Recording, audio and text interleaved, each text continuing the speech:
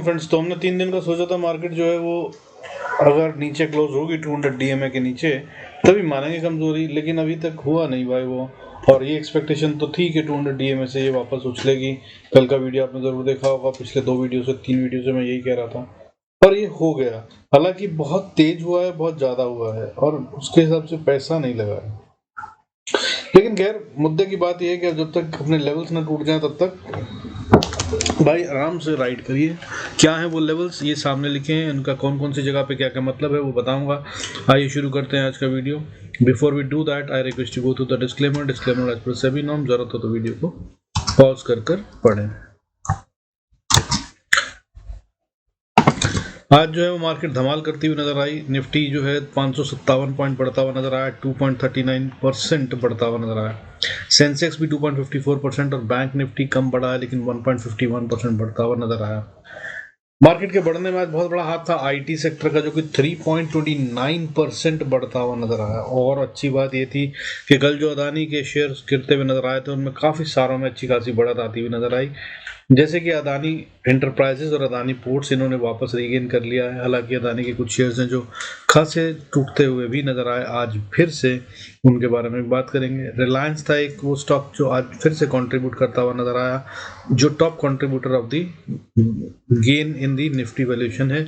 ये भी 42 रुपये बढ़ता हुआ नजर आया। सो इसके अंदर में देखिए जो टोटलिटी में है कि मार्केट दमदार नजर आ रही है, इसमें कोई शक नहीं। लेकिन जो आज पैसे का खेल हुआ है ना यार, वो उस हिसाब से नहीं हुआ। मार्केट आज कितनी बढ़ी है, निफ्टी बढ़ गया आज 557 पॉइंट, लेकिन आपको मालूम है आज एफआईएस और डीआईएस ने टोटल मिलाकर क्या करा है, 500 करोड़ की नेट में बाइंग हुई है।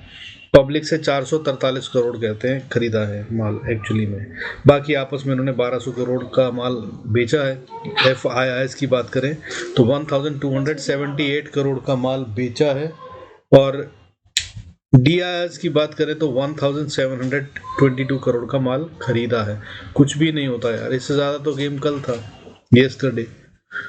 भाई 5320 करोड़ का माल बेचा था एफआईआईएस ने, उसके अगेंस्ट में डीआईएस ने खरीदारी करी थी 4200 करोड़ की।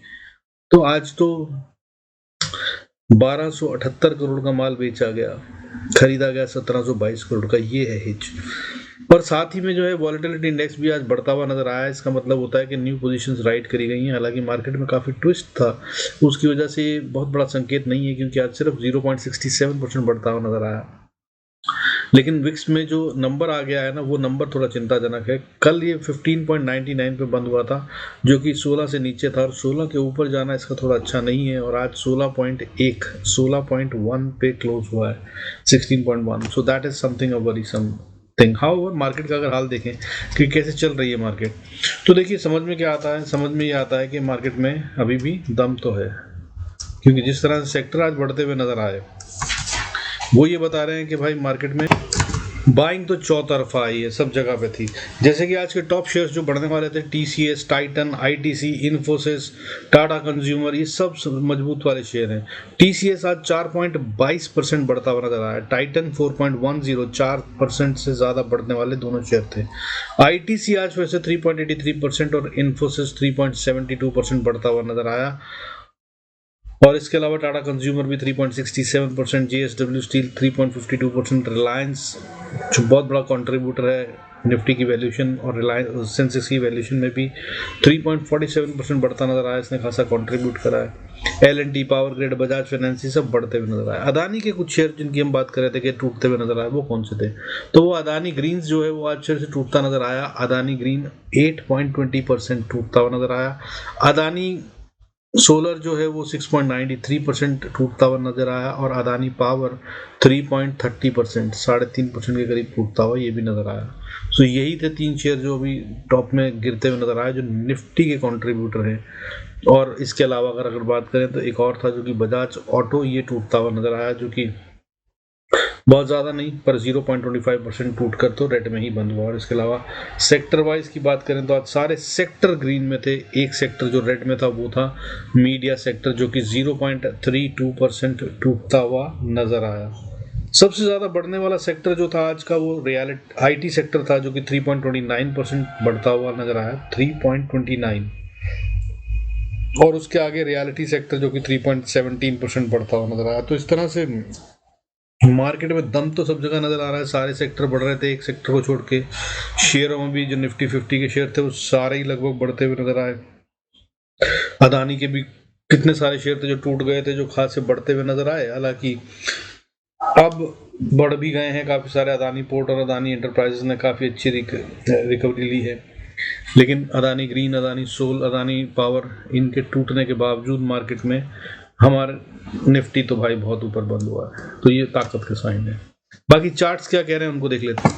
तो चार्ट्स को देखें तो भाई देखिए, निफ्टी का चार्ट जो है, देखिए साल में एक बार एक टाइम आता है जब मार्केट जो है वो 200 डीएमए को टच करती ही है, और ये वही टाइम था। लेकिन इसके बाद जब रिकवरी आती है तो बस वो देखनी होती है कि वो कितनी कंफर्म है, और पहली रिकवरी को बाय नहीं करना चाहिए। थोड़ा करेक्शन आए तो कहते हैं तब बाय करना चाहिए। हालांकि मुझे नहीं लगता कि ये रूल 200 मूविंग एवरेज से आए हुए रिवर्सल पे अप्लाई होता है। शेयरों पे ये जरूर काम करता है, बट कह रहे नहीं बीच में, जो मैं समझाना चाह रहा हूँ उसको दिखाने की कोशिश करूंगा। देखिए सबसे पहले तो 200 मूविंग एवरेज, ये है ब्लू लाइन जो 200 मूविंग एवरेज है। मैंने इस पे बताया था आपको कि ये आसानी से नहीं टूटती, और ये टूट जाने का मतलब फंडामेंटल वीकनेस होती है, जिसका मतलब ये होता है कि फिर गिरावट और बहुत गहराती हुई नजर आएगी। अगर ये हो जाता तो 21,200 के नीचे हम जाते हुए नजर आ सकते थे, वो सब लेवल्स ओपन हो जाते। हालांकि ऐसा नहीं हुआ है। 2 दिन टेस्ट करने के बाद अब ये वापस 200 के ऊपर बढ़ता हुआ नजर आ रहा है। और जिस तरह की कैंडल है, ये बहुत ताकतवर कैंडल है। मैंने कई बार ये आपको समझाया, जब पिछली 3 कैंडल या उससे ज़्यादा एनगल्फ कर दे कोई एक कैंडल तो वो बहुत स्ट्रॉन्ग साइन होता है। तो यहाँ पर तो 5 कैंडल पिछली वाली, पिछले 5 दिन की कैंडल जो है उनको वो एब्जॉर्ब कर गई है। आज की कैंडल खासी बड़ी कैंडल है और 200 मूविंग एवरेज से कूदी है। अब होता क्या है वो देख लीजिए। देखिए यहाँ पर क्या है, पहले एक बार यहाँ पर टच करा, ये था 4 जून, इलेक्शन के बाद जो दिन आया था उसका रिजल्ट्स आने से पहले, ठीक है। तब इसने छुआ और यहाँ से वापस चली गई थी। उसके बाद 27 अक्टूबर को कोशिश करी इसने छूने की, लेकिन उससे पहले ही कि 200 मूविंग एवरेज तक आए, ये वापस बाउंस कर गई थी। उससे पहले जो आया था गिरावट, वो थी ऐसी जैसी कि अभी है। ये था सीन मार्च का। फरवरी से मार्केट, काफ़ी टाइम से मार्केट गिरती आ रही थी, ये 2023 की बात है। और उसके बाद नीचे गिरने के बाद मार्च का महीना नीचे गुजारा था, कुछ ज़्यादा दूर नहीं गए थे, 200 मूविंग एवरेज के नीचे ही थे। और उसके बाद यहाँ पर ऐसी ही कुछ बढ़त आती हुई नज़र आई थी मार्च 29 से, और ये बढ़ते हुए नजर आया और ऊपर की तरफ चलते हुए नजर आया। और 200 मूविंग एवरेज को पार करने के बाद फिर ये एक रिकरेक्शन, जो रिट्रेसमेंट आई, यहाँ पर इसने वापस इस 200 मूविंग एवरेज को टच किया। ये है वो जगह जिसकी मैं बात कर रहा हूँ जहाँ पे बाय करना चाहिए, ऐसा अगर रीटेस्ट दोबारा होता है तो। हालांकि अगर ना हो तो सीधे ऊपर चलते हुए नजर आ सकती है मार्केट। ज़रूरी नहीं है कि ये यहाँ पर आएगी, और यहाँ से अगर ये ऊपर जाती है तो फिर दौड़ते हुए ऊपर चली जाएगी मार्केट, इसको देखना। लेकिन जो समझदार बाइंग होती है वो ये कहा जाता है कि जब ये वापस रिवर्सल ले नीचे डिप जाने के बाद, तो फिर ऊपर आने के बाद एक करेक्शन या एक रिट्रेसमेंट जरूर आती है, जब मैं रीटेस्ट ऑफ द लेवल जिसे कहते हैं वो करती है, और फिर उसके बाद ये बाइंग आती है। तो ये ज़्यादा दमदार होती है और इसको फिर राइड करना चाहिए लॉन्ग टर्म बिग रैली के लिए। अब ये आपके सामने वापस देखिए 200 मूविंग एवरेज है, उसके नीचे रही, उतने दिन नहीं रही जितनी वहाँ मार्च में रही थी, लेकिन हाँ 2-3 दिन इसने टेस्ट कर लिया और उसके बाद वापस आया। और क्योंकि जो ये कैंडल है ये बहुत मजबूत कैंडल है, टेक्निकल्स के रूल्स के अनुसार ये बहुत स्ट्रांग है। हालांकि जो ओनली हिच है वो मैंने आपको दिखा दिया, उसमें 2 चीज़ें बनती हैं, एक जो पैसा नहीं लगा पीछे वो वाला, और दूसरा जो आपका विक्स जो कह रहा है उसको समझाया पीछे, उसे देख लीजिएगा। लेकिन अब इसके बाद अगर ये ऊपर जाती है और अब वापस नीचे अगर आती भी है इन केस, अब ये 23,500 को नहीं तोड़ेगी, ये तो बता रही है मार्केट। इस तरह का सीन अब बन गया है। हालांकि मार्केट कुछ भी कर सकती है, इस बात का ध्यान रखिएगा। लेकिन माना ये जाए अभी कि 500 के नीचे जब तक नहीं जाएगी तब तक निफ्टी मजबूती से खड़ा है, और निफ्टी खड़े होने का मतलब the whole market is very strongly intact. अब मैं आपको दूसरे लेवल्स की बात बता देता हूँ, क्या क्या इंपॉर्टेंट लेवल्स हैं अगर हम इनके हिसाब से चलें तो। तो अब जो निफ्टी का फ्यूचर के लेवल्स हैं ये इनको याद रखिएगा। फ्यूचर्स के बॉर्डर लेवल जो मैं बताता हूं, तो जब तक अब निफ्टी में फ्यूचर का बॉर्डर लेवल 23,700 ना टूट जाए तब तक इसको अब बाय ऑन डिप्स की मार्केट समझिए। अभी 23,900 पे क्लोज हुआ है फ्यूचर, और अब 23,700 जब तक इंटैक्ट है फ्यूचर में तब तक मार्केट में सेल नहीं बनता है। सेंसेक्स की अगर हम बात करें तो सेंसेक्स का बॉर्डर लाइन 79,000 का बन गया है, सॉरी 78,466 का बन गया है। जब तक ये ना टूटे तब तक इंटैक्ट है। बैंक निफ्टी की बात करें तो 50,969 का लेवल है। जब तक ये ना टूटे तब तक भाई बाय में ही बैठिए, अब सेल के ट्रेड समझदारी नहीं है। मिड कैप की बात करें तो अभी 12,314 पे क्लोज हुआ है, 12,260 का लेवल बॉर्डर है। जब तक इसके नीचे ना चली जाए तब तक बिल्कुल भी सेल का सोचिएगा मत। फिर निफ्टी की बात करें तो 23,602 पे क्लोज हुआ है और उसके हिसाब से 23,526 बॉर्डर बनता है। जब तक ये ना टूट जाए तब तक भाई गलती से भी बेचने की गलती मत कीजिएगा। हो सकता है रिट्रेसमेंट जो मैंने आपको बताया आती है वो आए, अगर आती भी है तो भाई उसमें सेल की गलती ना कीजिएगा। बाय के ट्रेड ढूंढना अभी समझदारी होगी as per the technical analysis, मेरी समझ के अनुसार जो है वो आपको बता रहा हूँ। और ऐसा हमेशा होता है, बार बार होता है, मैं बार बार बताता हूँ। आई होप आप अब तक ये समझ चुके होंगे, तो फायदा उठाइए। तो अब मंडे के ट्रेड की बात कर लेते हैं। देखिए मंडे के ट्रेड की अगर हम बात करें तो जैसे मैंने लेवल बताया था पहले 23,300 का लेवल बताया था कि इसके नीचे क्लोजिंग नहीं आनी चाहिए। सो भाई नहीं आई है। आई होप आपको ये याद होगा, मैंने बहुत दिन पहले बताया था अगर ये आ जाती तो फिर ये खतरनाक था। फिर मैंने नीचे बताया था कि टारगेट्स क्या आएंगे, तब बताया था 21,000 समथिंग का लेवल, वो नहीं हुआ है। यहाँ से ही देखिए बाउंस हो गया, तो बहुत सारी तरह से ये कहानी बनती हुई नजर आ रही है। अब मंडे को अगर आप ट्रेड करते हैं तो क्या कहानी बनती है, देखिए किस तरह से ट्रेड बनता है, वो ये समझदारी की बात है। अब अगर मंडे को ट्रेड बनता है और अभी जहां निफ्टी है, स्पॉट की बात हो रही है, फ्यूचर से कंफ्यूज मत होइएगा, फ्यूचर के लेवल्स मैंने बता दिए पीछे वीडियो में।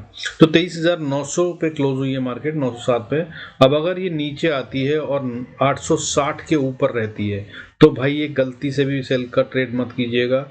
ये टेक्निकल्स के अनुसार पिछले सेलिंग अटेम्प्ट को धोया गया है, जो वो अभी भी ताकतवर होंगे अगर 860 के ऊपर है। हालांकि 830 तक बीएस कब्जे में नहीं आ रहे हैं। सो 830 से 807 का लेवल है जिसे हो सकता है रीटेस्ट करे और फिर ऊपर जाए। और जिस तरह की कैंडल बनी है उससे ये भी हो सकता है कि दोबारा वो लेवल ही ना दिखें। तो उसके लिए क्या लेवल है, ऊपर का लेवल है 23,950, 954।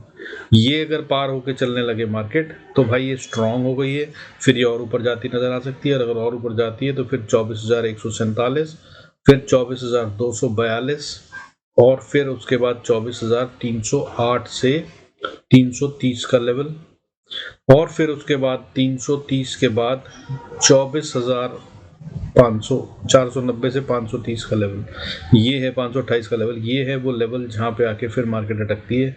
इस लेवल को पार करना अब 24,528, ये होगा नेक्स्ट टास्क फॉर निफ्टी। और ये कब होगा, मंडे को हो सकता है जिस तरह से चल रहे हैं। और अगर ये हो जाता है तो फिर और बहुत मजबूती हो जाएगी, और इसके बाद तो फिर मजबूती है। हालांकि उसके बाद 24,850 से 950 का एक लेवल और होगा, जिसको फिर दमदार तरीके से अगर पार कर दिया निफ्टी ने तो फिर नई बुल रन भी शुरू हो सकता है। उसकी बात हम करेंगे अगर अगले वीडियो में जरूरत पड़ी तो। नीचे की बात करें तो जैसे मैंने बताया भाई 23,840 का लेवल मान के चलिए, नीचे टूटता है अगर 860 से 840 का लेवल, यहाँ पे सपोर्ट होके बाउंस हो जाना बहुत ज़्यादा चांसेस है। नहीं बचता है, अगर नीचे चलता है तो अगली सपोर्ट फिर से 23,760 पे, उसको तोड़ दिया तो फिर 23,610 पे। हो सकता है 23,600 को छूने एक बार मार्केट आए, शायद बोल रहा हूँ, बहुत रेयरेस्ट पॉसिबिलिटी है, बट ये एक पॉसिबिलिटी है। अगर यहाँ पे आती है तो बहुत हाई पॉसिबिलिटी होगी रिवर्सल के, नहीं तो हो सकता है यहाँ ना ही आए। जिस तरह की कैंडल बनी है वो ये कह रही है कि नहीं आएंगे, लेकिन जिस तरह का डेटा बना हुआ है ऑप्शन चेन के अंदर वो कह रहा है कि यहाँ पे जरूर आएंगे एक बार। बॉटम लाइन है, बट यही हो सकता है कि वो शॉर्ट कवरिंग बन जाए, और अगर शॉर्ट कवरिंग बन जाती है 600 वाली तो फिर मार्केट को और 100-150 पॉइंट ऊपर ले जाएगी आराम से।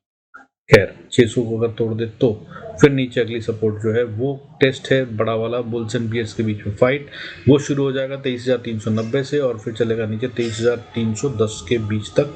ये लेवल है जो ब्रीच नहीं होना चाहिए, और उम्मीद है कि नहीं होगा। बाकी भाई मंडे को मिड कैप निफ्टी का दिन होता है। उसके लेवल्स ये हैं कि भाई देखो, अब हालांकि मिड अपना वीकली एक्सपायरी तो खत्म हो गई है, 12,307 इसका लेवल है, इसके ऊपर है तो भाई और ऊपर जा रहा है ये। अगली रेजिस्टेंस 12,372, उसके अगली रेजिस्टेंस 12,430 है, और ये 430 जो है थोड़ी स्टिफ रेजिस्टेंस है। इसको अगर पार कर लिया तो एक्चुअली में सीधा लेवल ओपन हो जाएगा 12,525 और 12,681 का। ठीक है, हालांकि बीच में छोटी छोटी रेजिस्टेंस आएंगी, 12,425 पे एक रेजिस्टेंस, फिर 470 पे एक रेजिस्टेंस, और फिर 525, और फिर 555 और 573 छोटी छोटी रेजिस्टेंस, और फिर 12,681 स्ट्रॉन्ग रेजिस्टेंस है। ये है इसका खेल ऊपर का। और अगर नीचे आते हैं तो सबसे पहली सपोर्ट भाई थोड़ी दूर है, 179 पे आती है। फ्यूचर का लेवल बताया, उसको ध्यान रख लीजिएगा, उसके हिसाब से ट्रेड करने की कोशिश कीजिएगा। नीचे उसके बाद अगर आते हैं तो फिर 12,150 का लेवल, इसको इसे डिफेंड कर लेना चाहिए। ये नहीं डिफेंड हुआ तो फिर खतरनाक काम हो जाएगा। फिर अगली सपोर्ट जो आती है वो 12,040-50 पे आती है। 12,040-50 से लेकर 12,020, ये है वो लेवल जिसको अब ये ना ही तोड़े या ना ही टेस्ट करे तो अच्छा है, क्योंकि 2-3 बार अटेम्प्ट हो चुका है। अब की बार अगर यहाँ आया तो हो सकता है कि इसे तोड़ दे, और अगर 12,020 को तोड़ा तो सीधा 11,765 का लेवल निकलता है, वहां तक पहुंचते हुए नजर आएंगे। So these will be the levels for Monday. Do enjoy. बाकी भाई कुछ और चाहिए हो तो do let me know. I'll try and do that. With this, I conclude this video. Thank you so much for staying connected. God bless us all. See you in next video.